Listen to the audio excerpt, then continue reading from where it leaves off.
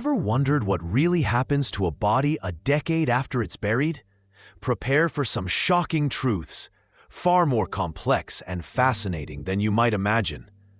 Once life leaves the body, an amazing and inevitable process begins: decomposition.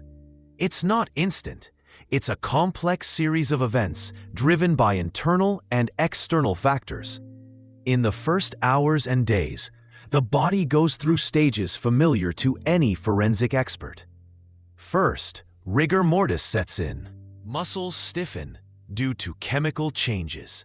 Then, as blood circulation stops, gravity takes over. Blood pools in the lower parts of the body, creating livor mortis, discoloration that varies in shade. But the real decomposition is triggered by internal processes. Our own enzymes, once used to digest food, now break down body cells from the inside, a process called autolysis, or self-digestion.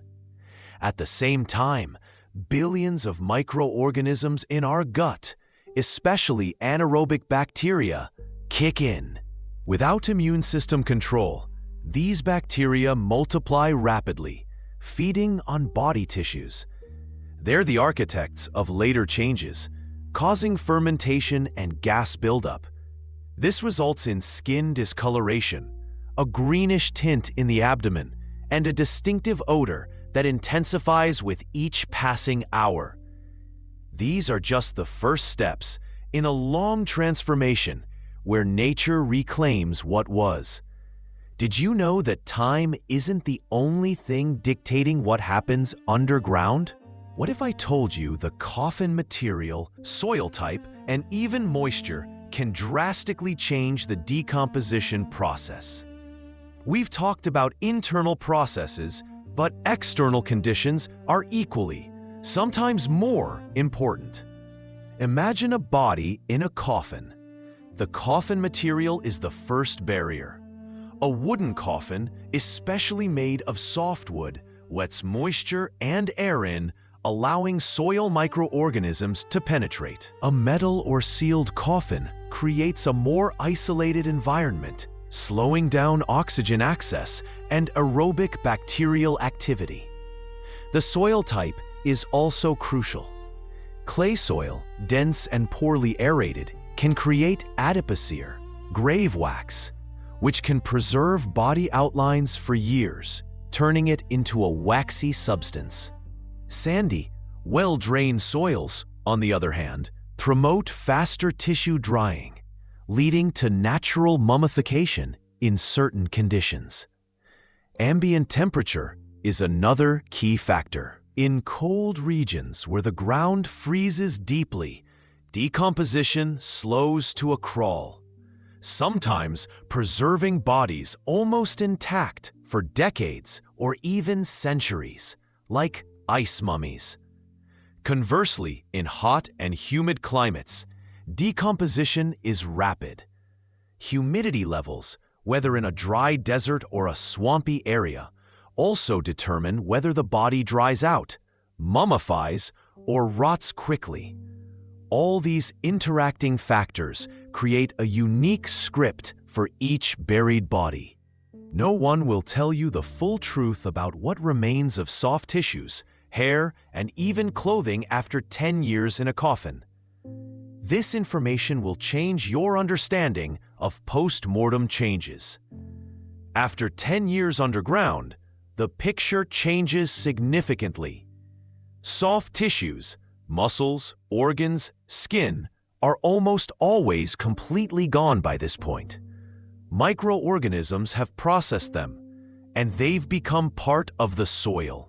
Rare exceptions include adipocere formation in dense, moist soils where fatty tissue transforms into a wax-like mass preserving outlines, or natural mummification in very dry conditions where the body dehydrates.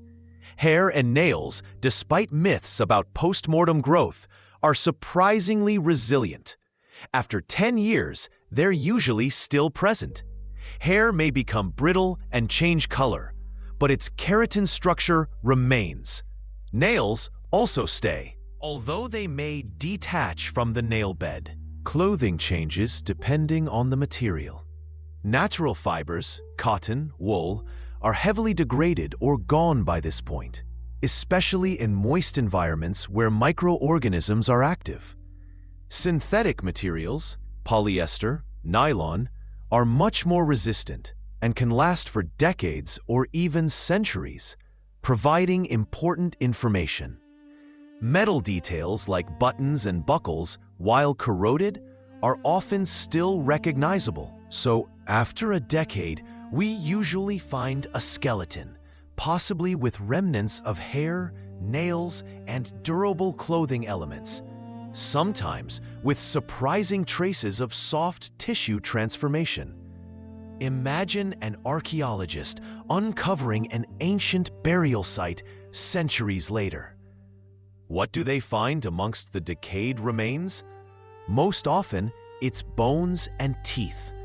But why are these structures so incredibly durable? And what happens to them 10 years underground? The skeleton, our body's internal framework, is one of the most durable and long-lasting structures. That's why archaeologists often find bones that have lasted for millennia. But what happens to them a decade underground? Bones consist of two main components: organic, mostly collagen, and inorganic, mineral salts, mainly hydroxyapatite. In the first years after burial, microorganisms actively break down the organic bone matrix. Collagen, which gave bones flexibility and strength in life, gradually degrades, making them more brittle and porous. However, the inorganic component, the minerals, is much more stable. It maintains the shape and structure of bones for a long time. After 10 years, the skeleton usually remains mostly intact, although its color may change, and the surface may become rough due to the effects of soil acids and microorganisms. Environmental factors play a key role here. In acidic soils, like peat bogs, the mineral part of bones can dissolve, leading to their complete disappearance. In alkaline or neutral soils, bones survive much better. Humidity also has an impact. Very humid conditions can foster fungi and bacteria that promote degradation, while dry conditions can mummify bones. Teeth, thanks to their enamel, are even more durable structures and almost always survive, providing valuable information about a person's age and health. So after a decade, the skeleton is probably the most preserved part of the body, but its condition will depend on many nuances of its underground home. Every year, forensic scientists worldwide use knowledge of decomposition to solve hundreds of cold cases, and archaeologists use it to decipher history spanning over 10,000 years. Understanding this process isn't just science, it's a bridge between life and death, past and future. We've followed the path of a body from the first hours to a decade underground. But why do we need this knowledge? Studying decomposition isn't just a morbid topic. It's a fundamental science crucial for several disciplines that directly impact our lives and history. In forensics, forensic taphonomy allows experts to accurately determine time of death, solving crimes, and identifying victims. Understanding the influence of the environment on decomposition helps investigators correctly interpret the location and condition of remains, which is essential for reconstructing events. For archaeology, this knowledge is invaluable. By analyzing ancient skeletons, their arrangement, and associated finds, scientists recreate pictures of the lives and deaths of our ancestors. They learn about diseases, diet, social status, and burial rituals practiced thousands of years ago. Each bone is a window into the past, and understanding post-mortem transformation is the key to reading it. Finally, this field gives us a deep understanding of the cycle of life. The body doesn't disappear. It returns to nature, becoming part of the soil and nourishing new life forms. It's a powerful reminder of our inextricable connection to the ecosystem, that even after death, we continue to play a role in the great cycle of existence. What seems like the end is actually just part of an endless process of transformation and renewal, emphasizing the eternity of nature and our role within it. We've just uncovered the shocking truth about post-mortem transformations. If you're fascinated by the mysteries of existence, unexplored corners of science, and enigmas of the spirit, subscribe to the Mysteries of the Spirit channel. Like this video to help more people learn how nature rewrites the story of our bodies.